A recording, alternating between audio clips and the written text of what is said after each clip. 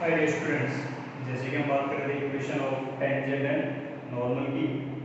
ठीक है, तो उसी में कुछ आगे क्वेश्चन करते हैं। अच्छे क्वेश्चन है। अच्छा, एक चीज़ ध्यान रखना क्योंकि अभी तक अपने जितने भी क्वेश्चन किए वो एक ही टाइप के क्वेश्चन चल रहे हैं। ठीक है, तो सबसे पहले पढ़ते हैं हम इक्वेशन ऑफ टेंजेंट के बारे में और नॉर्मल के बारे में। ठीक है, चलो पहला क्वेश्चन क्या देता है।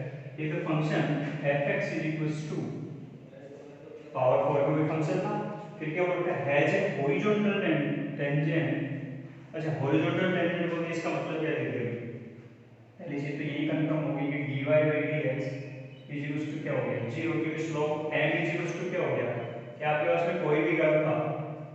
अगले ने बोल रखा है कि आप इसके पास दो टेंजेंट मान लेते हैं, सपोज ये है। ठीक है, और मैंने बोला ये x एक्सिस के पैरेलल है। हॉरिजॉन्टल टेंजेंट का मतलब क्या हो गया x एक्सिस के पैरेलल। अच्छा, x एक्सिस के पैरेलल बोलती है, इसका मतलब आपके पास में स्लोप क्या चल रहा है, जो स्लोप इसका होगा x एक्सिस का वही स्लोप इसका होगा कि कर्व के ऊपर कोई भी टेंजेंट होगा उसका। तो इसका मतलब क्या हो गया आपके पास में dy बाई dx क्या चल रहा है, m इज इक्वल टू कितना चल रहा है जी, पहली चीज। अच्छा, अब मेरे पहले प्लेयर से दूसरी चीज पे हो, and A point of inflection. अच्छा, अभी अपन ने पढ़ा लिखी कि जैसे मैक्सिमा मिनिमा स्टार्ट करेंगे तब अपन पढ़ेंगे कि भी ये d2i अपॉन dx2 भी क्या रहने वाला है जी। ठीक है, पॉइंट ऑफ इन्फ्लेक्शन का मतलब होता है वो समझ लो कि जहां पर कर्व क्या हो रहा होगा अपनी शेप क्या कर रहा होगा चेंज कर रहा होगा, मतलब पहले नीचे की तरफ था फिर क्या हो जाएगा ऊपर की तरफ, तो उसी को क्या बोलते हैं पॉइंट ऑफ इन्फ्लेक्शन। ठीक है, ये ध्यान रखो। तो उसका मतलब क्या हुआ कि वहां पर d2i अपॉन dx2 में भी क्या आएगा 0 आएगा। ठीक है, तो अभी के लिए क्या याद रखो कि पॉइंट ऑफ इन्फ्लेक्शन का मतलब क्या चल रहा है, d2i अपॉन dx2 की वैल्यू क्या आने वाली है 0 आने वाली है। ठीक है, तो मेरे प्यारे विद्यार्थियों, ये दो चीज पहले अपने दिमाग में रखनी है कि dy बाई dx क्या हॉरिजॉन्टल बोल दिया, इसका मतलब स्लोप 0। पॉइंट ऑफ इन्फ्लेक्शन बोल दिया, इसका मतलब उसका सेकंड डेरिवेटिव भी 0। ठीक है, चलो तो पहले तो ये चीज समझ लेते हैं। अच्छा, क्योंकि देखो क्वेश्चन को पढ़ने से पहले क्या क्या चीज ध्यान देनी चाहिए कि उसमें पॉइंट कौन कौन से दे रखे हैं। ठीक है, तो सबसे पहले तो वही दो देखे कि हॉरिजॉन्टल बोला, पॉइंट ऑफ इन्फ्लेक्शन बोला। ठीक है, फिर क्या बोला for the same value of x। अब x का जो भी मान था, x की जो भी वैल्यू थी उन दोनों के लिए सेम बोल रखा है इन दोनों। ठीक है, चलो then value of b is, इस वैल्यू b का मान पूछ रहा है। ठीक है, तो अब b क्या है क्या नहीं है। ठीक है, क्योंकि ऊपर देखो क्वेश्चन दे रखा था x में b दे रखा था। ठीक है, अच्छा चलो स्टार्ट करते हैं। तो सबसे पहले मुझे पता चला कि fx या y इक्वल्स टू गिवन था x की power 4 plus bx square plus का 8x प्लस 1। पहला काम डिफरेंशिएट किया तो y डैश कितना हो गया कि 4x cube plus 2bx plus 8। ठीक है, चलो अब y डैश का पता चल गया, तो अगले ने बोल रखा है कि y डबल डैश होगा, तो क्योंकि पॉइंट ऑफ इन्फ्लेक्शन की बात करेगा तो फिर कितना हो गया 12x स्क्वायर प्लस का 2। क्या बोल दिया फिर 4 की बार एक्स स्क्वायर प्लस का 2 की एक्स का कितना हो गया 1 हो गया। चलो अब बोल क्या रखा था कि ये भी 0 चल रहा है और ये भी 0 चल रहा है। ठीक है, इसका मतलब क्या हुआ आपके पास,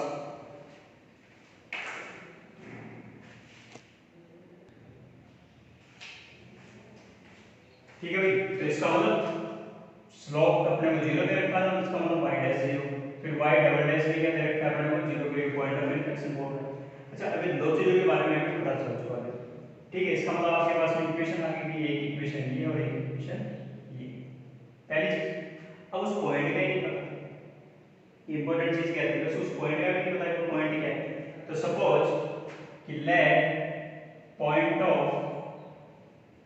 टेंजेंसी, ये स्पर्श बिंदु क्या बनेगा आपके पास में x1 y1। ये उठा के दोनों जगह रखूंगा, यहाँ पर भी और यहाँ पर जैसे रखूंगा तो मेरे पास क्या बन जाएगा कि y डैश, चलो इसको 0 लिख देते हैं, x1 y1 लिखने की जरूरत नहीं है, 4x1 क्यूब प्लस प्लस का 2bx1 प्लस का 8 इक्वल्स टू 0। दूसरा क्या बोल दिया मैंने, दूसरी इक्वेशन देखो, 12x1 square is equals to minus का 2b।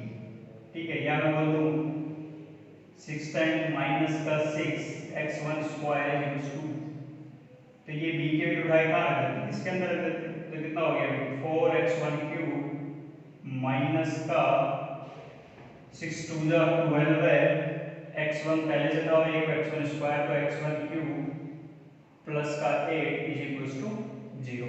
ठीक है, इतना आ गया माइनस का 8 x1 cube is equals to minus, ये माइनस माइनस प्लस हुआ, 8 से 8 कैंसिल आउट हो गया, x1 की वैल्यू कितनी आ गई, x1 क्यूब की वैल्यू 1 है, तो x1 की वैल्यू कितनी होगी 1। x1 की वैल्यू पता चल गई, इसको उठा के यहाँ रखा, तो b की वैल्यू कितनी आ गई मेरे प्यारे विद्यार्थियों -6। ये कुछ है इसमें। ठीक है, तो सबसे इंपॉर्टेंट चीज क्या थी, क्वेश्चंस को 2 बार रीड आउट करो। जैसे क्वेश्चन को 2 बार रीड आउट करेंगे समझ में आ जाएगा कि क्या करना है क्या नहीं करना पड़ेगा। ठीक है, चलो अगला क्वेश्चन करते हैं। अगला क्वेश्चन क्या बोल रहा है,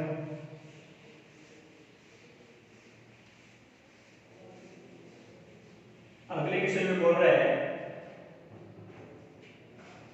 लेट fx, चलो fx कुछ गिवन है and let gx be its inverse function. अब मेरे प्यारे विद्यार्थी देखो, मैंने बोला था जब अपने इनवर्स फंक्शन पढ़ रहे थे, ठीक है, फंक्शन के अंदर, तो मैंने बोला था क्वेश्चन सिर्फ इनवर्स से ही फ्रेम हो ऐसा तो हो नहीं सकता, क्वेश्चन तो कैसे फ्रेम हो सकता है। अब देखो क्वेश्चन तो वैसा ही है, कुछ दिमाग में लगाना, लेकिन जो चीज वहां पढ़ी है वहां पे अपने को रिपीट करनी है। ठीक है, वो कैसे हो function then equation of tangent कहां पे पूछी gx वाले, और फिर मैं बोलूं कि gx की equation of tangent to y equals to gx, और gx की इक्वेशन तो नहीं, तो मैंने ये भी बोल रखा है कि x टू ये क्वेश्चन कर रखा है मैंने, लेकिन से मतलब इनवर्स फंक्शन में देखोगे इसका इनवर्स फंक्शन कैसे फाइंड आउट करते हैं, वो चीज मैंने वहां बोल रखी है। ठीक है, तो वो तो आप वहां पे जाके चेक कर लेना क्या करना है क्या नहीं करना। ठीक है, बट मैंने क्या बोला gx की जब इक्वेशन नहीं पता हो, मतलब f इनवर्स x का जब हमें नहीं पता हो और अगले ने पॉइंट बोल रखा हो, तो क्या करते हैं, याद करो थोड़ा सा, जैसे ही थोड़ा सा याद करोगे आपको दिमाग में आ जाएगा कि हाँ ये चीजें करेंगे। सबसे पहले क्या करेंगे, अगले ने बोला कि gx क्या चल रहा है f इनवर्स x। ठीक है, अच्छा, तो मतलब मुझे क्या पता चला, gx के बारे में सिर्फ इतना पता है कि इसके ऊपर एक पॉइंट है x इक्वल्स टू 3, तो x कोऑर्डिनेट तो पता है, y कोऑर्डिनेट नहीं पता, y कोऑर्डिनेट नहीं पता, तो मैंने बोल दिया y इक्वल्स टू अल्फा मान लो। सेम टाइप के क्वेश्चन वहां पे कर रखे हैं, बट अपने को मैंने बोला कि क्वेश्चन तो कहीं से फ्रेम हो सकता है, इस वजह से यहाँ पे भी क्वेश्चन फ्रेम करके देखेंगे। तो क्या हो गया आपके पास में 3 अल्फा, ये पॉइंट है f इनवर्स x या g, उसके को दोनों इक्वल सकते हैं। अच्छा, फिर मैं बोलता हूँ कि जब 3 अल्फा f इनवर्स x है, मतलब f इनवर्स x के ऊपर पॉइंट है, तो फिर अल्फा 3 अल्फा बीटा कहाँ होना चाहिए था, वो fx पे होना चाहिए था। इसका मतलब फिर fx के ऊपर पॉइंट क्या होना चाहिए, alpha 3। Same type of question कहाँ कर रखे हैं, इनवर्स फंक्शन में, आप जाके चेक करो। ठीक है, चलो अब क्या करना था, ये भी आपके पास में 3 अल्फा तो gx पे था, तो सर ने बोला कि symmetry y equals to x में क्या होता है, इनवर्स फंक्शन सिमेट्रिक होता है, तो इसका मतलब अल्फा 3 कहां लाई करना चाहिए, fx के ऊपर। तो सर फिर अपने को तो फंक्शन तो गिवन है ही ना कि fx, तो इसका मतलब ये अल्फा 3 इसको क्या करना चाहिए, सेटिस्फाई। तो y की वैल्यू या fx की वैल्यू कितनी दे रखी है अपने को 3 इज इक्वल्स टू रख देते हैं alpha cube plus alpha plus 1। अब यहाँ मेरे प्यारे विद्यार्थियों, जब भी क्यूबिक इक्वेशन आती है, 3 वाली इक्वेशन आती है, समीकरण आता है, क्या करते हैं, hit and trial, hit and trial. जैसे ही हिट एंड ट्रायल लगाता हूँ तो मुझे दिख रहा है कि 3 और ये 3 कब बन सकता है, जब अल्फा की वैल्यू कितनी दे रखी हो 1, तो अल्फा की वैल्यू भी 1 होगी तो देखो 1 + 1 + 1 3 बराबर 3 आया कि नहीं आ गया। तो इसका मतलब अल्फा का मान 1 तो ये है। मैंने बोला कि ये अभी कंप्लीट नहीं हुआ है। क्या होगा कि भी अल्फा का मान 1 तो ये है, तो सर बाकी के मान भी हो सकते हैं। तो अल्फा -1 इसका एक क्या हो चुका फैक्टर, सही है। अल्फा -1 इसका फैक्टर है। तो हम मेरे प्यारे विद्यार्थी दूसरी चीज पे हो कि अल्फा -1 इसका एक फैक्टर है, तो दूसरे फैक्टर निकालते हैं क्योंकि 3 घात का समीकरण ये क्यूबिक इक्वेशन है। तो अपने पास तो 2 मूल और आने चाहिए, 2 मूल और आने चाहिए +1 डिवाइड किससे कर दिया अभी अल्फा -1 से। कितने टाइम्स गया अल्फा स्क्वायर, कितना हो गया अल्फा क्यूब माइनस का अल्फा, ये माइनस ये प्लस ये कैंसिल, ये हो गया भी आपके पास में 2 अल्फा, सही है कि अच्छा अल्फा -1 अल्फा स्क्वायर से मल्टीप्लाई करो, थोड़ी यहाँ कर सकते हो अल्फा क्यूब माइनस का कितना हो गया अल्फा स्क्वायर, ठीक है। पहले वाले से दूसरे वाले को सब्ट्रैक्ट किया तो ये माइनस का और ये माइनस और माइनस किसका हो जाएगा प्लस का, तो बच गया क्या alpha square plus alpha plus 1। आगे किससे कर दूँ अल्फा से, तो कितना हो गया अल्फा स्क्वायर माइनस का अल्फा, कर दो ये सब्ट्रैक्ट, ये माइनस ये प्लस ये कैंसिल आउट, ये कितना आ जाएगा अभी 2 अल्फा प्लस 1, ठीक है। अच्छा तो इसका मतलब अपने पास यहाँ से कितने टाइम्स आ सकता है कि अगर मैं 2 टाइम्स करूँ तो क्या बनेगा आपके पास में भी सेम नहीं आने वाला, ठीक है। अच्छा तो यहाँ पे आप लोग चलो कोई दिक्कत नहीं, अल्फा -1 तो एक रूट आ रहा था देखो अब यहाँ पे, अब जो मैंने रखूंगा तो ये पूरा पूरा तो डिवाइड नहीं होगा, जैसे होना तो चाहिए था अल्फा -1 से एक रूट आ रहा है तो सीधी सी बात है इसको डिवाइड करेगा, ठीक है। चलो वो आप कर लेना आराम से, ठीक है। चलो अब क्या इंपॉर्टेंट चीज थी कि अल्फा इक्वल्स टू 1 तरीके इसका रूट आ सकता है, क्योंकि जो हमारे क्वेश्चन इंपॉर्टेंट है वो चीज देख रहे हैं, ठीक है। चलो तो एक अब यहाँ पे इसका क्या जाएगा d क्या आ गया <<0 आने वाला, ठीक है। वो आप डिवाइड करना तो क्या है d <0 आएगा क्योंकि इस रूट का, ठीक है। चलो तो इसका मतलब आपके पास में एक मोल कितना आ गया अल्फा इक्वल्स टू 1। अब मेरे प्यारे विद्यार्थियों ध्यान देने वाली चीज है वो उस पर ध्यान दें कि अल्फा की वैल्यू 1 है, एफ एक्स पे पॉइंट क्या था एफ इनवर्स एक्स पे 3 अल्फा, ठीक है। लिख लेते हो कि एफ इनवर्स एक्स पे 3 अल्फा है और एफ एक्स पे अल्फा 3 है, तो सीधी सी बात है पॉइंट क्या बन गया 1 और इधर से क्या बन गया 3 1, ठीक है। अब मेरे प्यारे विद्यार्थियों आइडेंटिटी फंक्शन क्या करते थे कि जैसे अगले ने बोला कि gx = f इनवर्स x है, अगर मैं कंपोजिट फंक्शन लिखता हूँ दोनों साइड f के फॉर्म में तो f of gx = f of f inverse x, तो ये क्या बन गया x बन गया। तो f of gx = कितना आ चुका x, ये पढ़ रखा है अपन ये चीज कर रखी है, मैं नोट करके लिख पाई, ठीक है। अगर मैं इसको डिफरेंशिएट करता हूँ तो f dash g of x into g dash x = 1। अब मुझे क्या चाहिए था स्लोप, तो g dash x = 1 upon f dash gx, सही है। चलो अब x कोऑर्डिनेट कितना है f इनवर्स x के, f इनवर्स x का x कोऑर्डिनेट और fx का y कोऑर्डिनेट, ये मैंने वहां बता रखा है कि f इनवर्स x का जब हम बात करेंगे कि gx = f inverse x, f inverse x के कोऑर्डिनेट की बात नहीं की वहां पे, क्वेश्चन नहीं किया अपन कि f इनवर्स x का कौन सा कोऑर्डिनेट लेंगे x वाला, जबकि fx का कौन सा लेंगे y वाला। तो इसका मतलब आपके पास में बनेगा कि g dash 3 = 1 upon f dash g of 3, g of 3 की वैल्यू कितनी है, जी ऑफ 3 की वैल्यू 1 है, तो इसका मतलब G dash 3 is equal to 1 upon F dash 1। अब मेरे प्यारे विद्यार्थियों एफ डैश 1 की बात आ गई, तो इसका मतलब मुझे कर क्या करना था, बोलो क्या करना था, एफ एक्स तो गिवन, फिर एफ डैश एक्स कर दो सर उसका, ये एफ डैश एक्स कितना जाएगा 3x² प्लस का 1, तो फिर एफ डैश 1 कितना हो गया 3 + 1 = 4।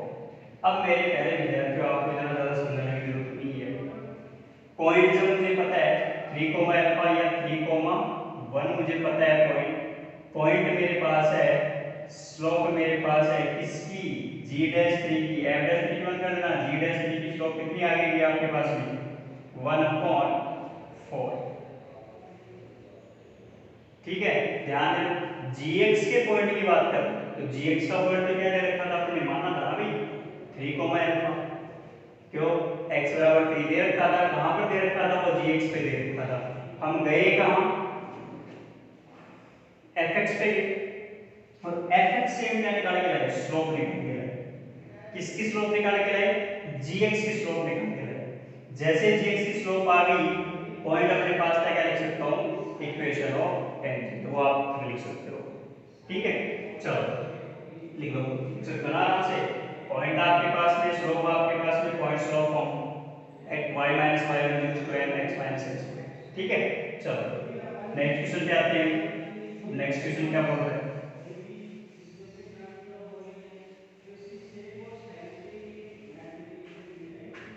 नेक्स्ट क्वेश्चन क्या कह रहा है, देखो ए कर्व इज रिप्रेजेंटेड पैरामेट्रिकली, ठीक है, करवा रखते हैं क्वेश्चन, कोई दिक्कत नहीं, x = t + e की पावर 80, y = -t + e की power 80, t belongs to real number और a greater than 0 दे रखा है, पॉजिटिव है, if the curve touches the x axis at a, x axis को क्या कर रहा है, टच कर रहा है, अब जो भी कर्व दे रखा था x एक्सिस को क्या कर रहा है, टच कर रहा है, और वही अपने को क्या है पॉइंट निकालना है कि वो पॉइंट बताओ भी x एक्सिस को टच कर रहा है, तो उसका y कोऑर्डिनेट पता है ना, ये भी कि कोई भी कर्व था अगर वो x एक्सिस को टच कर रहा है, ठीक है, तो इसमें ये तो कंफर्म हो चुका है कि y कोऑर्डिनेट तो कितना है 0 चल, क्योंकि सेम इक्वेशन b e की पावर -x/a कि वो y एक्सिस को टच करता हो,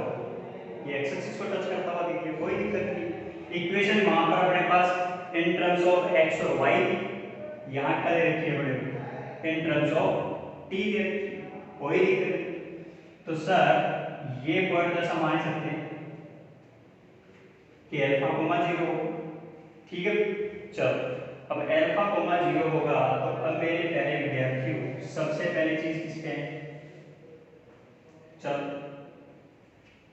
क्या दे रखा है x और y, तो क्या निकाल सकता हूँ dx/dt बता सकता हूँ, बताओ भाई dx/dt कितना जाएगा, t के रेस्पेक्ट में डिफरेंस, तो t का कितना हो गया 1 प्लस e की पावर 80 का e की power 80 into a into t का कितना हो गया 3, फिर ऐसे बोल सकता हूँ सर dy/dt भी निकाल सकते हैं, निकालो, तो dy/dt कितना आ जाएगा -1 प्लस e की power 80 into a into T का कितना हो गया a हो गया, चलो अब मुझे क्या निकालना था dy/dx, dy/dx निकालना था, तो dy/dx कितना आ जाएगा, पॉइंट की बाद में बात कर लेंगे, dy/dt अपॉन dx/dt, पुट कर दो बेटे, 1 प्लस a इंटू e की पावर 80 अपॉन -1 प्लस e की पावर a इंटू e की पावर, ठीक है, पॉइंट क्या है अपने अल्फा कोमा 0, सही है कि, तो dy/dx एट अल्फा कोमा 0, अब मेरे प्यारे विद्यार्थियों 1 प्लस a इंटू e की power 80 upon -1 plus a into e की पावर 80, यहाँ तो टर्म्स t चल रही है, जबकि ये तो किसमें चल रहा है, एक्स और वाई में चल रहा है, कोई दिक्कत नहीं, पॉइंट तो दे रखी है। चलो सॉल्व करते हैं। देखो सबसे पहले क्या दिया था, एक्स बराबर क्या ले रखा है अपन ने, एल्फा। तो एल्फा बराबर टी प्लस ई की पावर टी, पहली इक्वेशन। दूसरी इक्वेशन वाई कितना,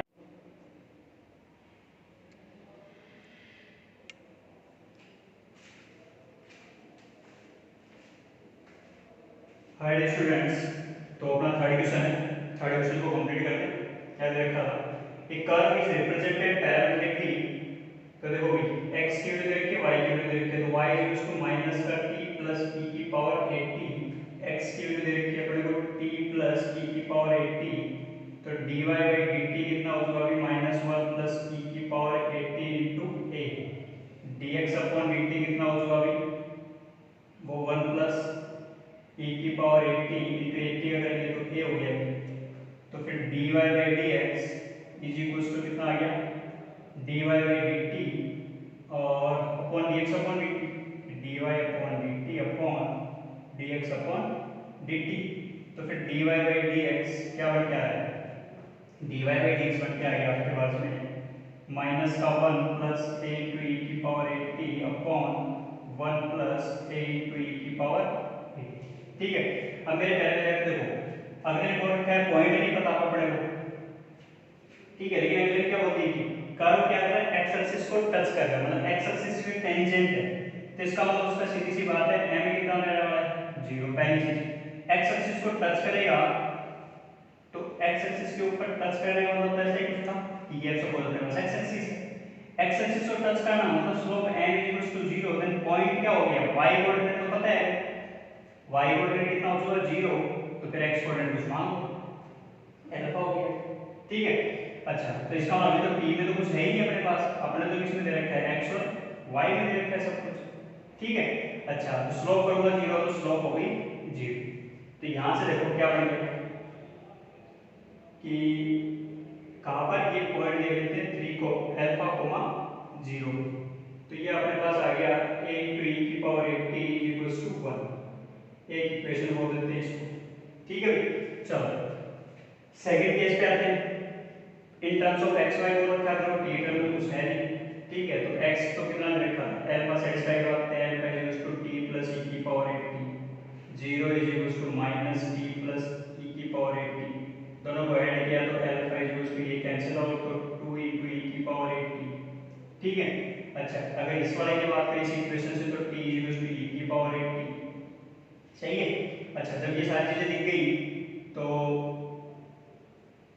ये वैल्यू यहाँ रख सकता हूँ, ये रखूंगा तो मेरे पास क्या बन गया, a into t equals to 1, then t equals to 1 by t की वैल्यू 1 by आ गई, ये यहाँ पुट कर देते हैं, तो अल्फा की वैल्यू होगी 2 into e की power a Guna 1 by a, ये कैंसिल आउट, तो अल्फा की वैल्यू आ गई 2e, तो कोऑर्डिनेट क्या हो गया 2e, g, ये मतलब क्यों पॉइंट ऑफ व्यू इतना आ रहा है। ठीक है, तो मेरे प्यारे विद्यार्थियों, पैरामीट्रिक इक्वेशन दे रखा है कोई दिक्कत नहीं है, मतलब पैरामीट्रिक में कर्व दे रखा है तो भी कोई दिक्कत नहीं है, एक्स वाई में कर्व दे रखा है तो भी कोई दिक्कत नहीं है। ठीक है।